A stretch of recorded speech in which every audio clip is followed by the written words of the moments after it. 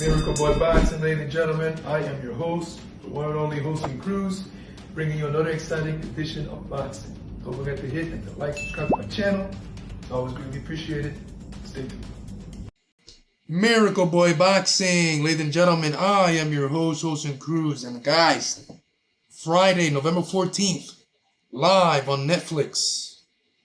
Search that date on your calendar and mark it, because it's the day that I will forget, and boxing fans will forget, unless something crazy happens. A broken leg, broken foot, both guys fall out the ring, something. Jake Paul, El Gallo del Dorado, Puerto Rico, versus one of the face of boxing, one of the pound-for-pound best today. 30-0, 28 knockouts, Gervonta Tank Davis.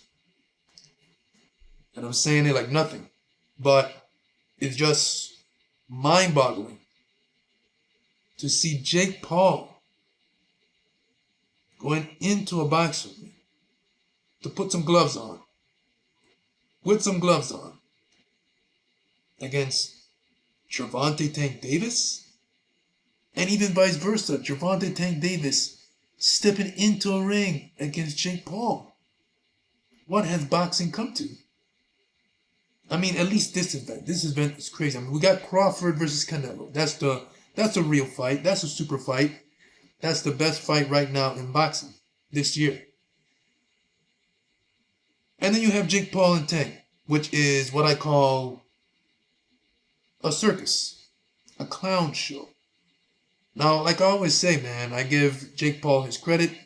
I acknowledge what he's done to the sport of boxing when it comes to MVP, signing a barrage of talent, giving him a chance, making Amanda Serrano a rich woman, rightfully deserved.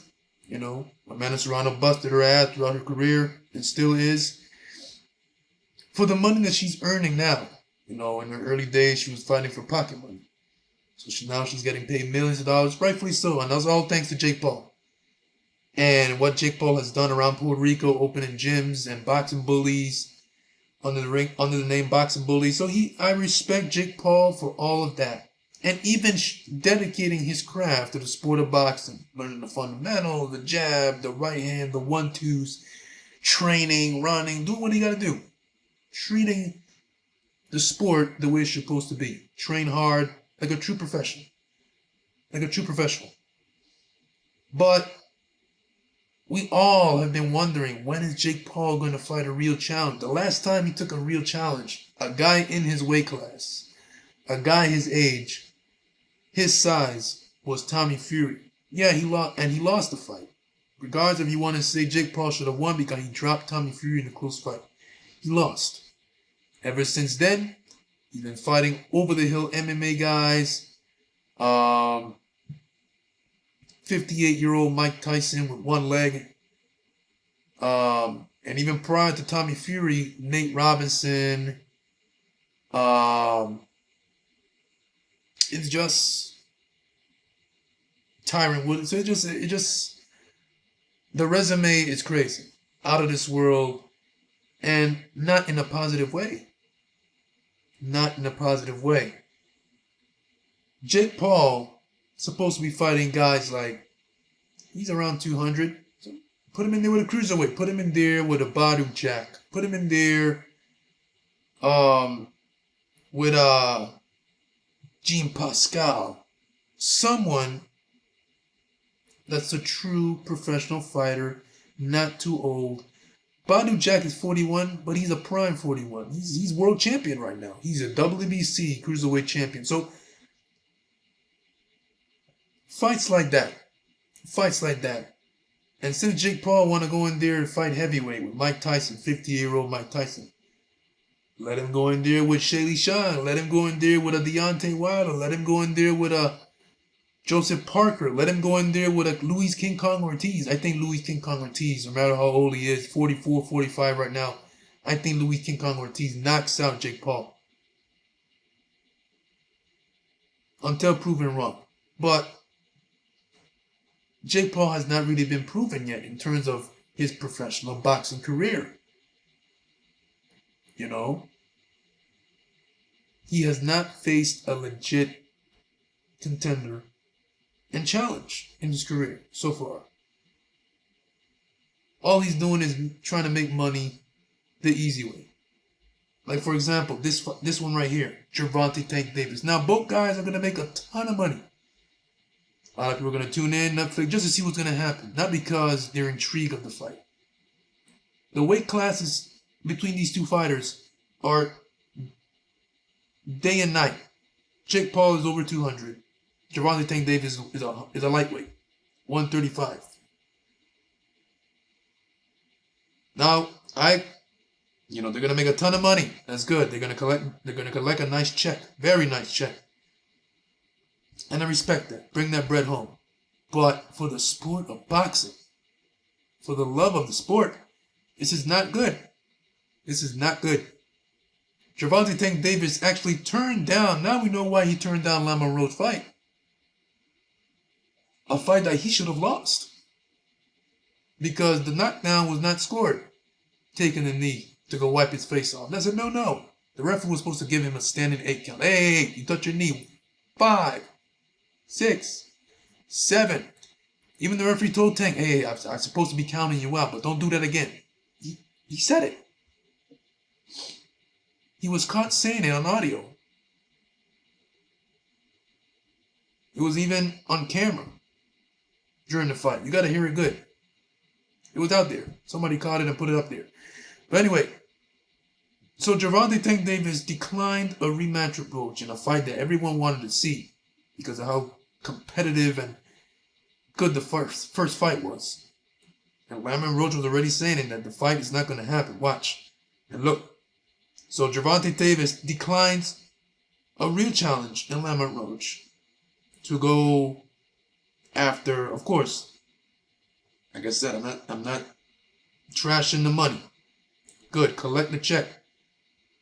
So he went for the bigger payday. But Jake Paul, I can't say that he went for the easier fight. Because Jake Paul is a much bigger man than Lama Roach. And now they're calling this an exhibition. No way this can be a true pro fight. No way this fight can be sanctioned as a true pro fight. Because if they do that, that's crazy. Both guys go in there, go all out for the finish. Jake Paul's gonna kill Gervonta Tank Davis because of how much bigger he is, and Jake Paul can crack. He has a thunderous overhand right. Imagine Jake Paul ranging, keeping a nice distance, catching Tank, coming in, whatever, landing that overhand right on the chin of Gervonta Tank Davis or the side of the head. What kind of damage? What do you think the kind of damage that's gonna do to Gervonta Tank Davis? I don't think Tank is gonna be able to take that. Now I was telling my dad earlier that, man, just for this, I hope Tank goes in there and actually knocks Jake Paul out. Because Tank is a real power puncher, but he's a lightweight. Those punches, I don't think is gonna do anything to Jake Paul. A clean uppercut, maybe he's gonna feel it. But putting out Jake Paul, I can't see it. Tank is a midget compared to Jake Paul. Tank is about what, 5'5", 5'6"? Jake Paul is about 6'1", 200 plus pounds. The size difference is gonna be crazy in that ring. Yes, is 2 attractions in the main event, but the weight class is absurd. The fight is absurd. And this is just entertainment at its best. And what they're going to do, they're likely going to put a banger undercard.